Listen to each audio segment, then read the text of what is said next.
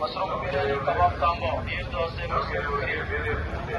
ಅಲ್ಲಿಂದ ಬೇರೆ ಬರುತ್ತೆ, ಮಂಗಳೂರಿನಲ್ಲಿ ಬೇರೆ ಮಂಗಳೂರಿನಲ್ಲಿ ಬೇರೆ ಥರ ಬರುತ್ತೆ, ಬಳ್ಳಾರಿಯಲ್ಲಿ ಬೇರೆ ಥರ ಬರುತ್ತೆ. ಹೀಗೆ ಕನ್ನಡವೇ ಬೇರೆ ಬೇರೆ ರೀತಿಯಲ್ಲಿ ಹೇಳ್ತಕ್ಕಂಥ ರೀತಿ ಇರ್ತದೆ. ಅದೇ ರೀತಿ ಇವನ ಶೈಲಿನೂ ಕೂಡ ಬೇರೆ ಬೇರೆ ಇರ್ತದೆ, ಆಳ ಪದ್ಧತಿಗೂ ಕೂಡ ಬೇರೆ ಬೇರೆ ಇದೆ.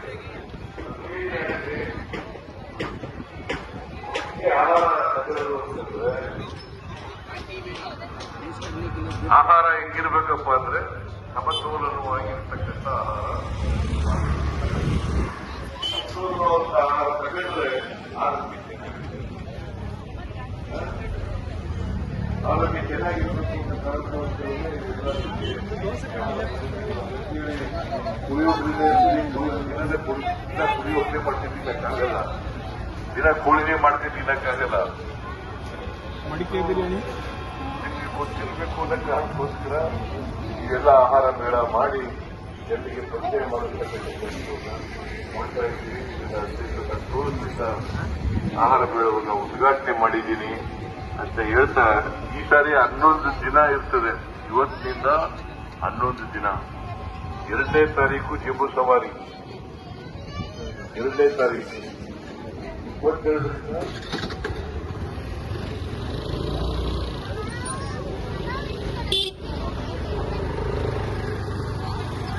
ಜಂಬೂ ಸವಾರಿ 2ನೇ ತಾರೀಕು. ಜಂಬೂ ಸವಾರಿ 2ನೇ ತಾರೀಕಿಗೆ ದಸರಾ ಆಗದಿರೂ ಇರ್ತದೆ. ಇಲ್ಲಿ 5ನೇ ತಾರೀಕಿನವರೆಗೆ ಆಹಾರ ಮೇಳ ಇರ್ತದೆ. ವಾಪಸ್ ಮತ್ತೆ ಪೇಮೆಂಟ್ ಮಾಡಬೇಕು.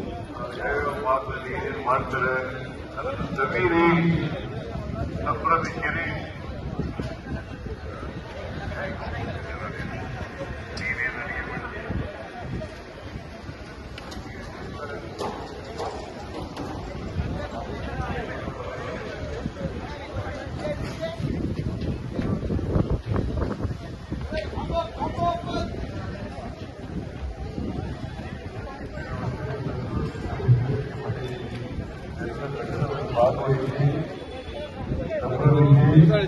ಸಂತೋಷಪಡಿ ಅಂತಕ್ಕಂಥ ಮಾತುಗಳನ್ನು ಹೇಳಿ ಮಾತುಗಳನ್ನು ಮುಗಿಸ್ತೇನೆ. ಜೈ ಹಿಂದ್, ಜೈ ಕರ್ನಾಟಕ. ನಿಮ್ಮೆಲ್ಲರಿಗೂ ದಸರಾ ಮಹೋತ್ಸವದ ಶುಭಾಶಯಗಳು.